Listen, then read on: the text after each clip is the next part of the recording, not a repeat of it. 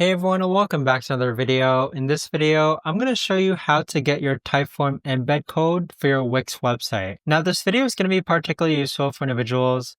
Let's say that you're starting to use Typeform and you want to get this form onto your Wix website. How do you actually go ahead and get that embed code? So first log on to Typeform.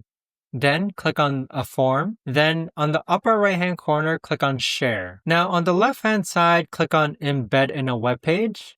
Then click on New Embed. Next, click on Start Embedding. And then from here, you can actually do a drop-down menu. I normally just select General Embeds and then click on Copy Code. So this is the code that you could actually paste into your Wix website, and there you have it. But that right there, guys, is the best and easiest way that I know of to actually go ahead and get your Typeform embed code for your Wix website. If you guys know of a better, easier way to actually do this, let me know in the comments down below.